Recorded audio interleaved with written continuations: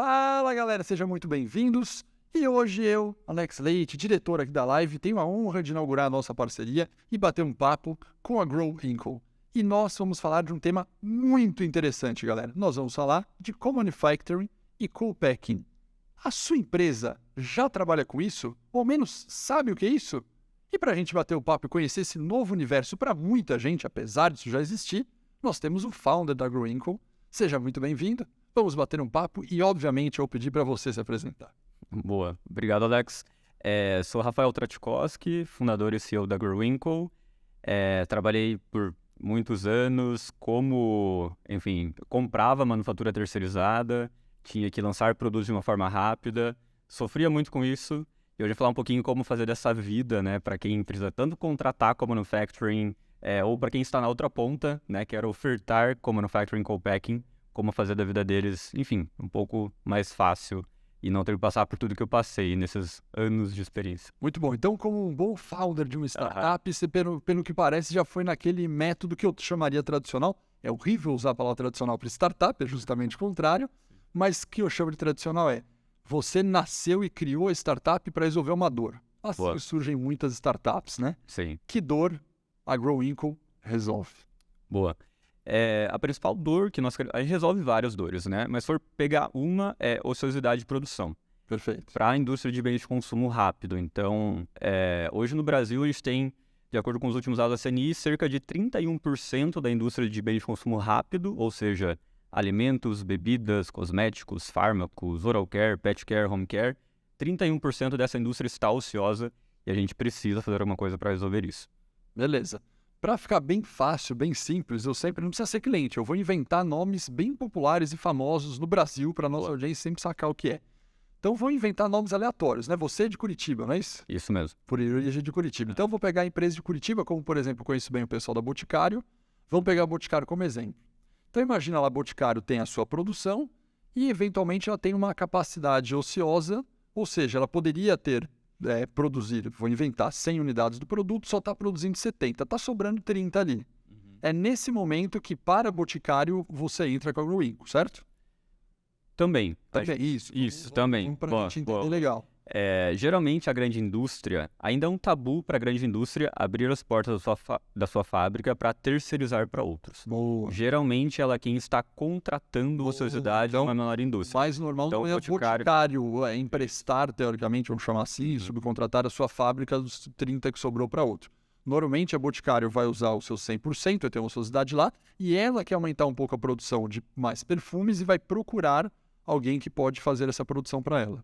Exato. E ela não precisa ficar atrelada somente ao que ela produz hoje. E isso que é legal de co-manufacturing e co-packing. As indústrias usam principalmente quando elas querem expandir linhas de produto. Então elas têm uma marca que já é super forte e vão pegar, Malbec, né? Isso aí. O perfume lá da Boticário. Beleza. Hoje tem perfume, talvez tenha um hidratante, alguma coisa. Pô, eles querem fazer desodorante Roll-On Malbec. Mas eles não têm linha de desodorante roll-on com capacidade, enfim, liberada. Então, eles vão fazer um outsourcing dessa produção, vão usar a marca Malbec, vão contratar a ociosidade de outra empresa e vão terceirizar esse produto. Bom. Isso é o processo de co-manufacturing, mas o Boticário poderia fazer o que você falou também. Poderia. E a gente acredita muito nisso, que o futuro para a indústria de bens de consumo é manufatura compartilhada. Perfeito. Onde todas as empresas possam tanto abrir suas portas para terceirizar, quanto terceirizar com outros também. Legal. Então, nessa lógica, acontece que você falou que o que está acontecendo no mercado hoje, que a Boticário mais contrata. Contrata de quem? Normalmente de empresas de médio porte? Fábricas de médio porte, pequeno porte? Qual que é o normal aí do mercado? Legal. Esse é um grande desafio, né? Esse é um dos problemas quando a gente pensa em terceirizar a produção.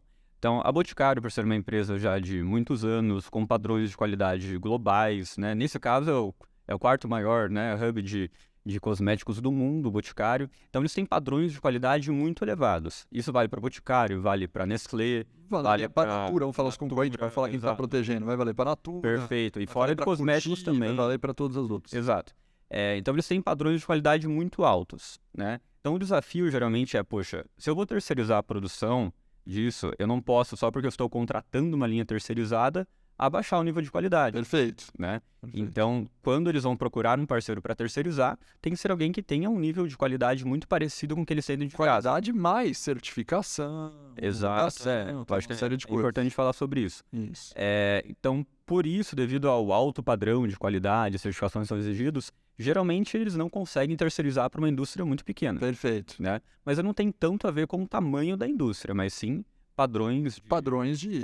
como se fosse um ISO, 1000, perfeito. 20.000. Na verdade, existem... Cada segmento de indústria, né? Por exemplo, alimentos tem um acordo global chamado GFSI, que é o Global Food Safety Initiative. Então, existem padrões de qualidade que são aceitos pelo GFSI. Né? Então, a gente precisa encontrar parceiros que vão terceirizar com esse padrão de qualidade. Legal. Então, beleza, a gente já entendeu que o negócio aqui é resolver capacidade ociosa e, por exemplo, nosso exemplo, o Boticário quer produzir uma nova linha de produto e vai terceirizar essa outra. Mas aonde ainda entra a GrowInco? Porque falar, legal, o Boticário poderia muito simplesmente ligar para um monte de empresa e, maravilha, ligo e falo, eu topo, e fazer. Não, mas isso não é tão fácil quanto parece. Aí que entra a GrowInco. Qual problema você resolve nessas relações? Boa. Eu vou contar uma história bem breve. Perfeito. Tá? Que eu passei, vivi na pele, né? Uma delas. Você lembra do confete, né? Opa! Confete, né? Hoje tem bastante... O de comer ou de jogar no carnaval? O de comer. De comer. O confete de comer. Já faz 5, 6 anos que não existe mais no mercado, né? E boa parte da culpa é minha. Porque eu era o cara que comprava manufatura terceirizada para chocolates. Então eu lembro que, beleza, tinha algumas questões... a gente precisava de mais espaço na fábrica, né, para um outro produto que estava chegando, enfim, uma plataforma global, e não tinha mais espaço na fábrica para fazer aquilo. Falaram, vamos ter que descontinuar alguma coisa, e o confete entrou na mira. Mas a intenção não era acabar com a marca, a intenção era terceirizar aquilo. Então a demanda veio para mim, né, na época como coordenador de chocolates, eu tinha que encontrar alguém para terceirizar aquilo. Não achamos. Primeiro porque essa questão de qualidade é muito difícil, ou geralmente é o cara que é concorrente seu. Então, né, os concorrentes querem que confete isso, né? Lógico. Nesse caso, né? E pegar market share. Foi tão difícil o projeto que realmente o que a companhia teve que fazer no momento foi descontinuar a marca. Entregar milhões de share, né, para a concorrência e, obviamente, tirar ali uma receita super interessante, né? Uma marca bastante conhecida. Então, esse tipo de problema a gente resolve. Como encontrar o parceiro, né? Porque como uma grande empresa, se você sai para o mercado falando de forma aberta, olha, preciso terceirizar Malbec, fazer roll-on Malbec.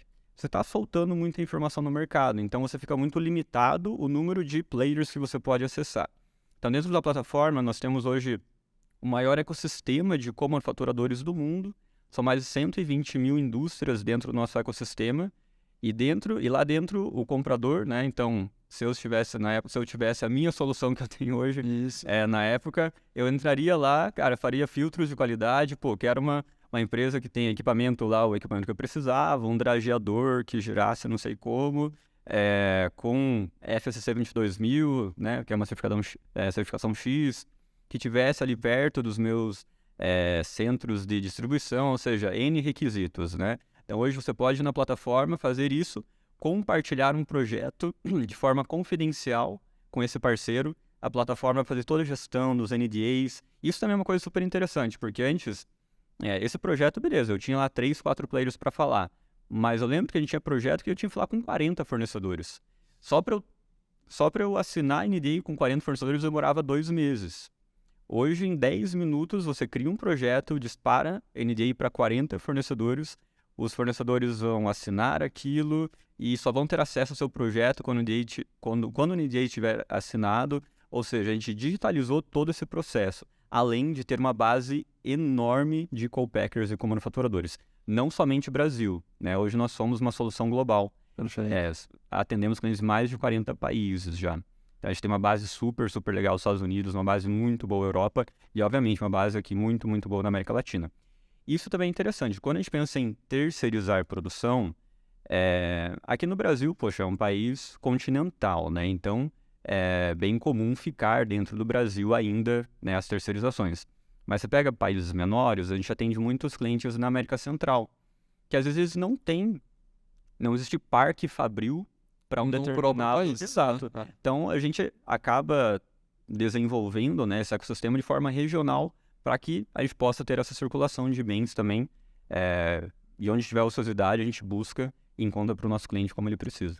Boa, só que tem mais de 120 mil indústrias no ecossistema. Indústrias, teoricamente, querem prestar esse serviço. Que estão lá para as duas coisas. Para as duas coisas. Algumas podem, inclusive, querer prestar o serviço de pegar essa operação e outras contratando essa operação. Boa. É um número muito grande, né? Sim. 120 mil. Como chegou nesse número? Porque isso é um grande marketplace no final, né? Exato, é um marketplace Como que você capta esses caras? Boa. Só que é um marketplace, né?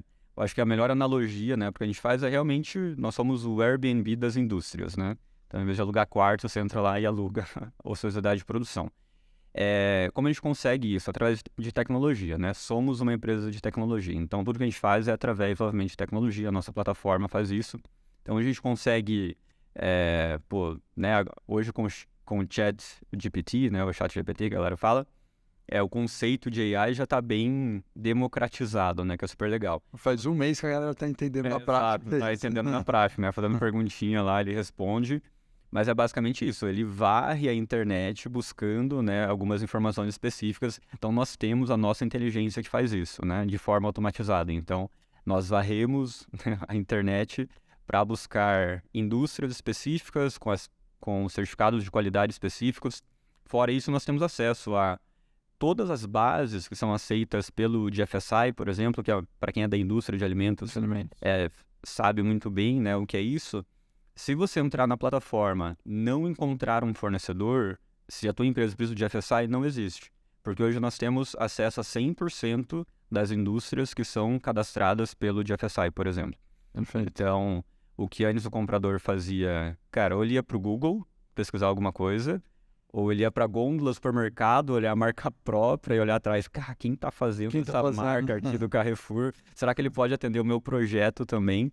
Né? Então, hoje, realmente, a gente fala que as possibilidades de supply chain que nós possibilitamos hoje são virtualmente limitadas. Né? Qualquer marca pode expandir as suas marcas para quaisquer outras categorias. E a gente não atende só a indústria que terceiriza para outras indústrias, né? A gente pode pegar varejistas, né, para produzir marcas próprias. Então, eles podem utilizar a sociedade, Carrefour, GPA, são os que a gente conhece aqui, né? Isso. Mas os regionais também podem utilizar essa sociedade para expandir o seu portfólio de marcas próprias. Tem as marcas digitais, que a gente fala, então tem muita marca que já nasce asset free, né? Ou seja, livre de ativos. Ela não pensa em ter uma fábrica em nenhum momento da sua existência. Ela sabe que existe ociosidade e vai aproveitar esta ociosidade e produzir, enfim, os seus produtos por lá. Então, a gente atende bastante marca digital. Isso é super interessante que você está falando, né, de marca digital. É um conceito que, quando a gente fala de barreiras de entrada, quando você pensa em produção de produto, carrega um histórico de uma barreira de entrada muito grande, principalmente pelo CAPEX de investimento que você tem alto, porque você teria que investir muito dinheiro para criar uma fábrica, né? Sim. Realmente essa prática de co-manufacturing, ele permite que crie realmente empresas digitais, como você falou do Airbnb, como a gente pode falar que a Airbnb é a maior empresa de turismo do mundo e não tem um hotel, né? Não tem um prédio. Como a gente pode falar do Uber, que é uma empresa de transporte gigante, e não tem nenhum navio, nenhum caminhão e nenhum avião lá dentro. Então é super interessante, que acaba, de maneira geral, para o segmento de indústria sendo disruptivo, né? E pensar que podem ter, inclusive, novos concorrentes entrando de uma maneira diferente do que sempre se atuou, né? Isso. E se a gente pensa, por que a manufatura tem crescido tanto, né? Hoje é um mercado, se a gente pega o mercado de bens de consumo global, ele está em cerca de 18 trilhões de dólares, né? Então, quase 20% do PIB global é bem de consumo. É bem de consumo. É muita coisa, né? Tudo que a gente está consumindo aqui é bem de consumo, né?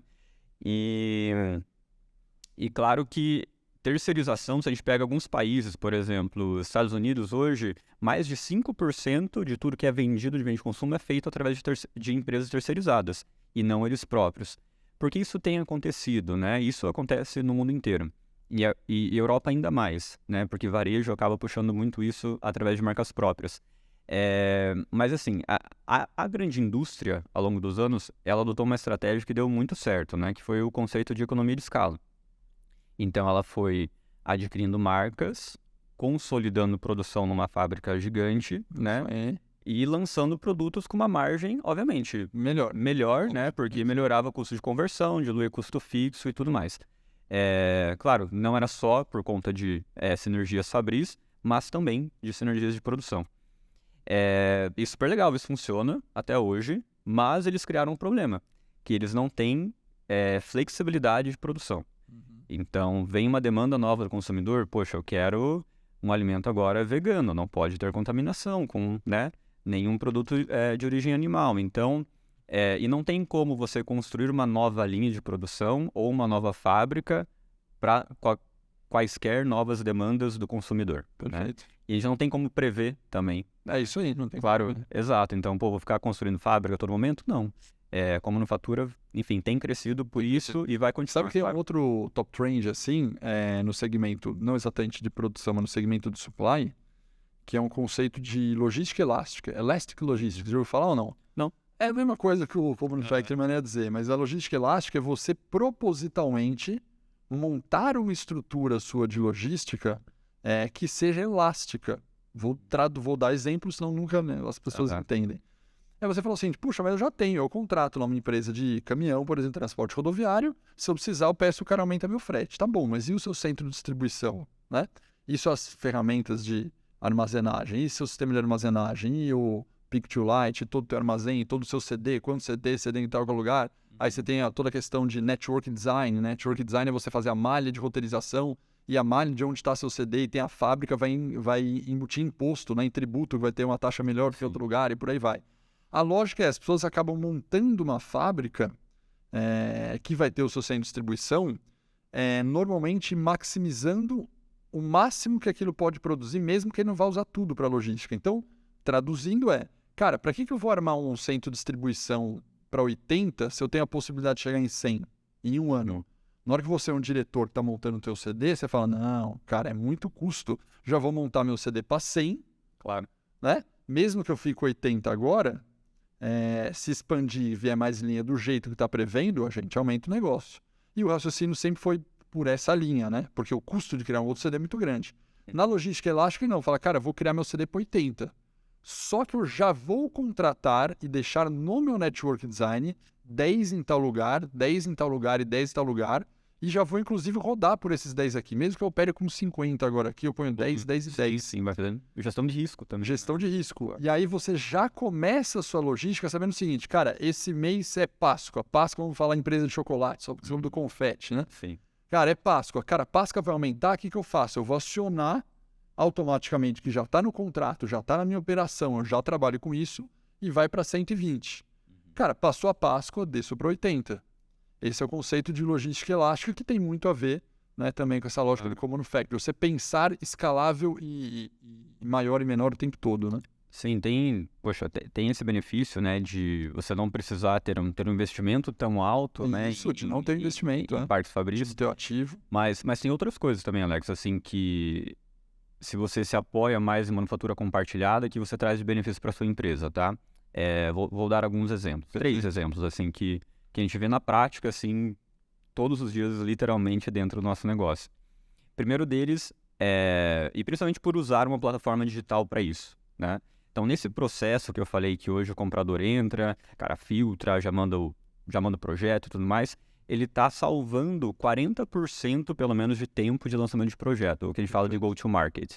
Então, com isso, ele traz uma antecipação de receita para a empresa, né? Porque geralmente são novos produtos que estão entrando. Então, se trabalhar com manufatura de uma maneira ágil, você antecipa a receita para o seu negócio. Perfeito. Então, geralmente 40% mais rápido. Vou fazer uma para... Não sei se ia falar isso, mas tá ligado com esse. Você tem antecipação da receita, mas no conceito que a gente vive hoje de agilidade, a gente fazer as coisas com metodologia ágil, MVP, mínimo produto viável, por aí vai. Nessa linha do MVP, você permite também a antecipação e os testes mais rápidos que você não teria na sua linha principal. Perfeito. Né? Sim, então você pode até fazer ajuste no produto mais rápido com o feedback do cliente, o que vai aumentar a tua aceleração de lucro junto, né? Perfeito. porque hoje realmente, né, quem já passou por isso, né, está nos ouvindo, poxa, eu tenho que agendar um teste de produção Então, para um novo produto. Cara, a planta tá bombando. Ninguém vai isso aí. aprovar você parar É isso aí. e tempo de setup e tudo mais para produzir um batch pequeno para testar.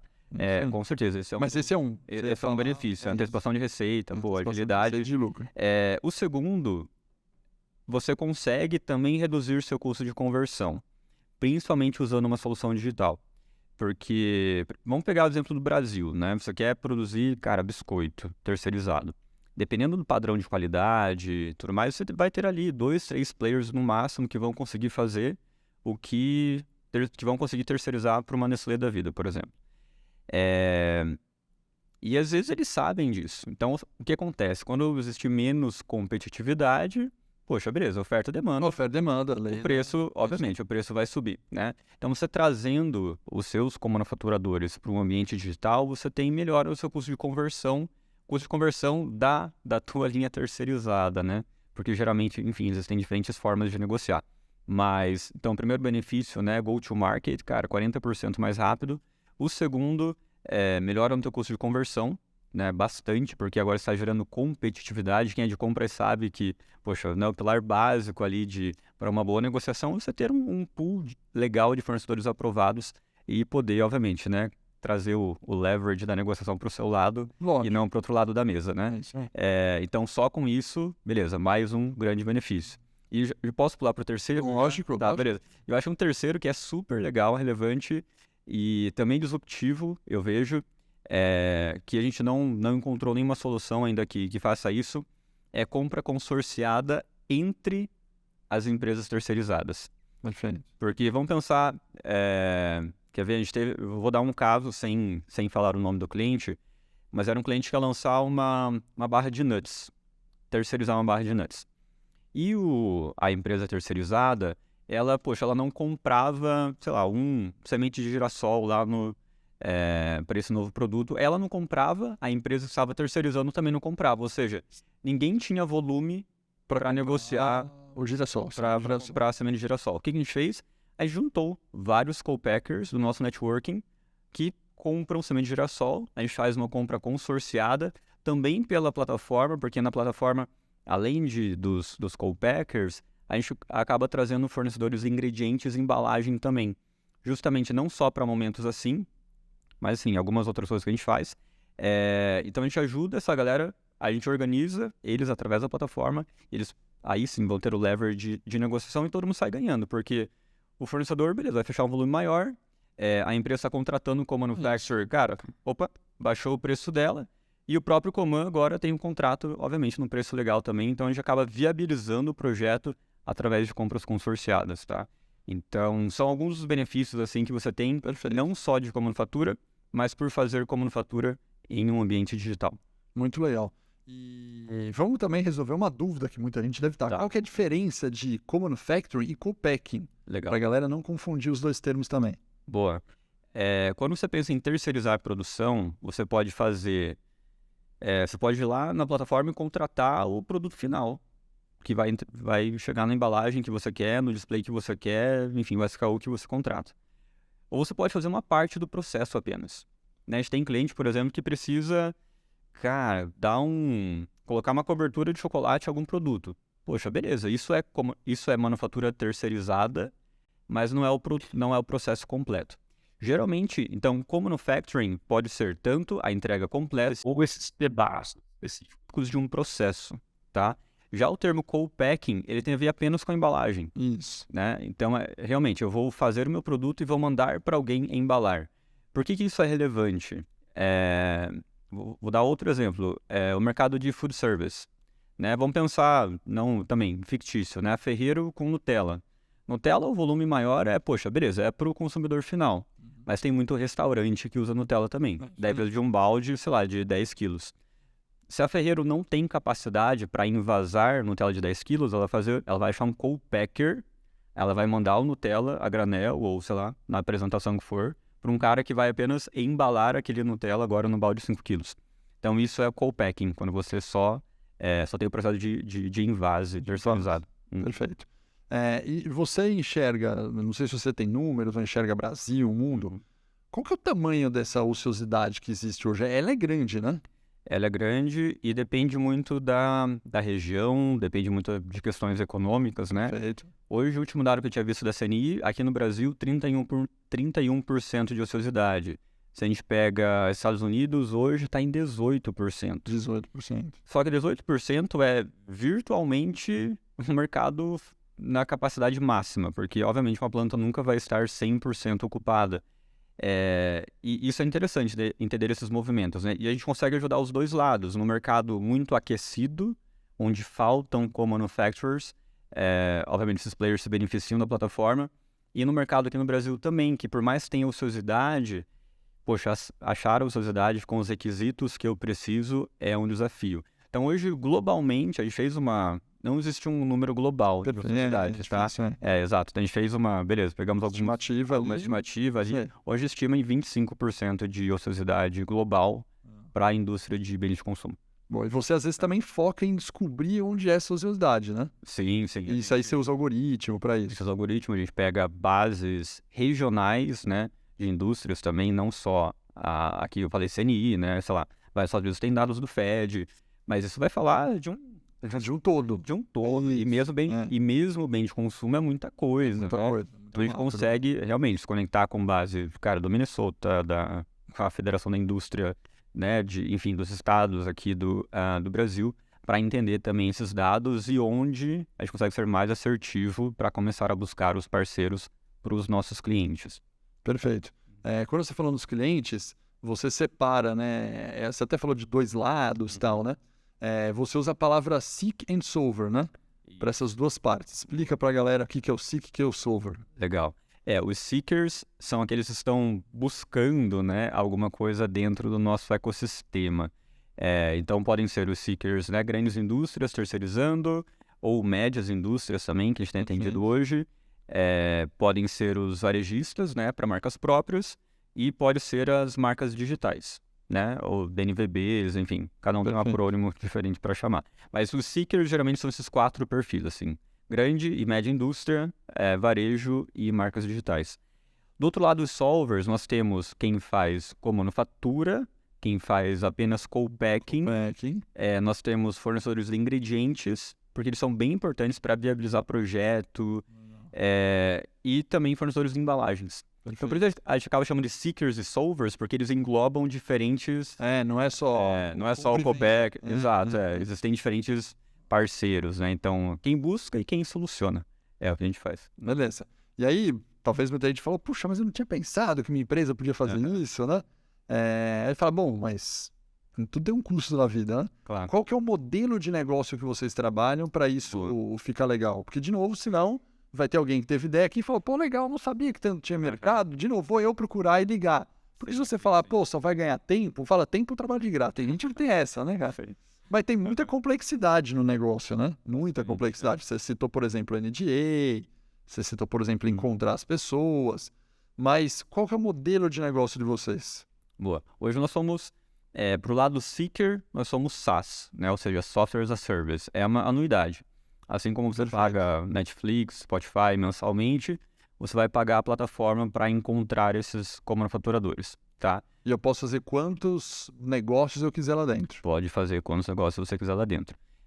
E do outro lado, a gente tem planos diferentes, né? Bom. Tem planos gratuitos, tá? Não vai pagar nada para você ofertar. Tem planos aí, você pode fazer alguns upgrades lá dentro. Poxa, eu quero me conectar com a empresa, eu quero fomentar necessidade dentro dessas empresas. Então a gente consegue fazer um upgrade dentro do plano para que esses parceiros se promovam dentro da plataforma. E tem alguns parceiros, principalmente para esses que têm ociosidade, mas não tem hoje um time de vendas para sair vender essa ociosidade, porque geralmente, principalmente no Brasil, né? Quem acaba terceirizando é quem já tem uma marca, mas tem a sua fábrica ociosa. No Brasil é difícil ter uma fábrica 100% white label, né? Que Europa, Estados Unidos, enfim, países mais desenvolvidos já é uma grande realidade. Aqui são bem poucos players, assim, que fazem isso. Então, e geralmente esse pessoal, eles têm time de vendas para quê? Para vender o produto deles, Lógico. né? Então, quando a gente encontra um parceiro, tem ociosidade, e não tem esse time de vendas, a gente acaba sendo um agente de vendas deles e a gente tem uma comissão, enfim, sobre as vendas que são feitas, tá? Então, esse é o nosso modelo de negócio.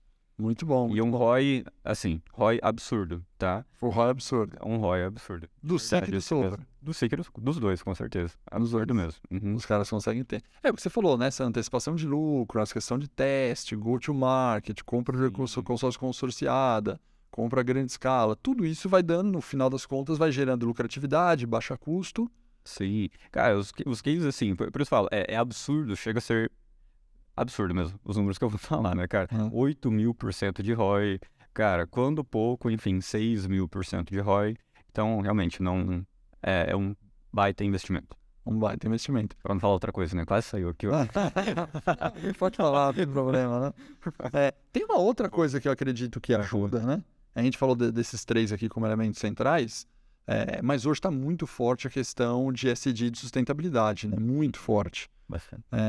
E essa questão me parece que também, apesar de não estar ali no benefício financeiro, digamos assim, mas a questão de ESG é bem interessada também, né? Porque a partir do momento que você passa a trabalhar com outros co-manufacturers e co-packings, você também consegue diminuir um pouco de cadeia, por exemplo, de emissão, você consegue dar oportunidade para outras pessoas.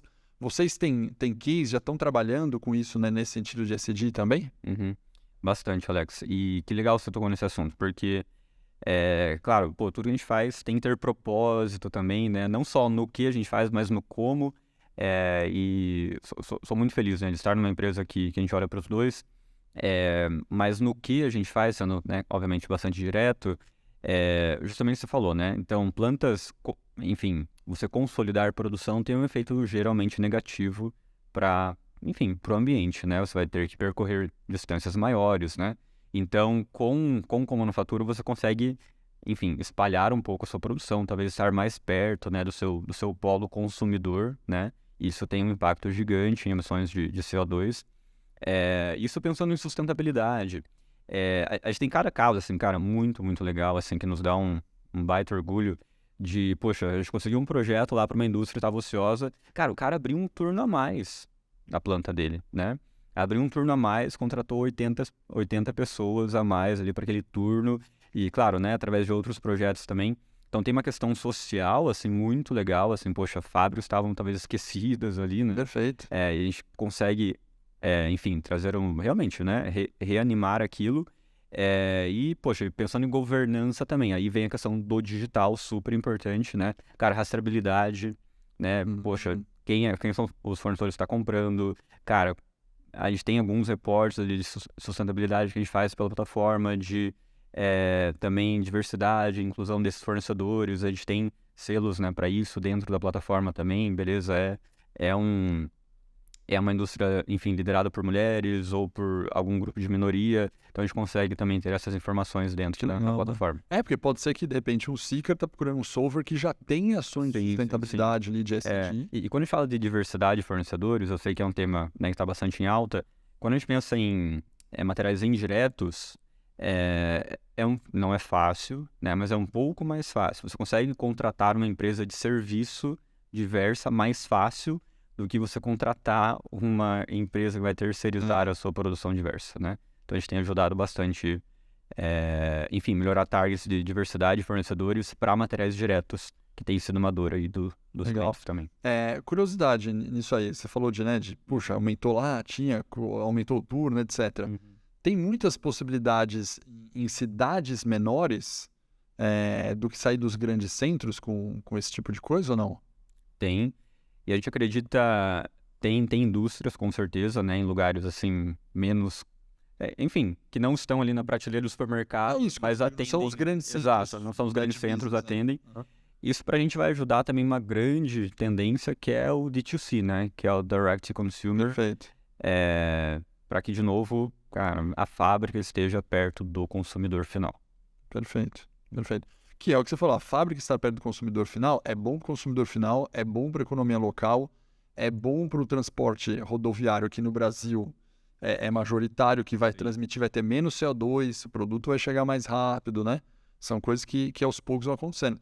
Porque já existe vários ali tentando com essa lógica fazer, por exemplo, o estoque ser local, né? Em loja, você pega varejo, por exemplo, tem muito varejo que já está fazendo e-commerce usando a loja local como estoque para diminuir essa distância, aproveitar o estoque da própria empresa, né? Legal. Não são tendências. É uma coisa que a gente pensa muito, assim, né? Como eu falei, como empresa, nossa dor é resolver ociosidade. Perfeito. E a gente está falando hoje de linha de produção, mas a gente quer, daqui a pouco falar de espaço de armazém também. Se esse cara que construiu o armazém lá, da logística, e realmente ele poder ofertar essa ociosidade lá dentro, com certeza esse ano a gente tem alguma coisa de armazém na plataforma. Legal. Ainda Você falou de governança, me veio uma outra curiosidade aqui, a última curiosidade. Quando a gente fala de governança, ainda mais que começa a ter transações em vários elos da cadeia, como é o caso de vocês, a gente vê um crescente uso de uma tecnologia que é relativamente nova, chamada blockchain, né? Que faz a rastreabilidade da cadeia inteira, registra no bloco, no bem público, etc.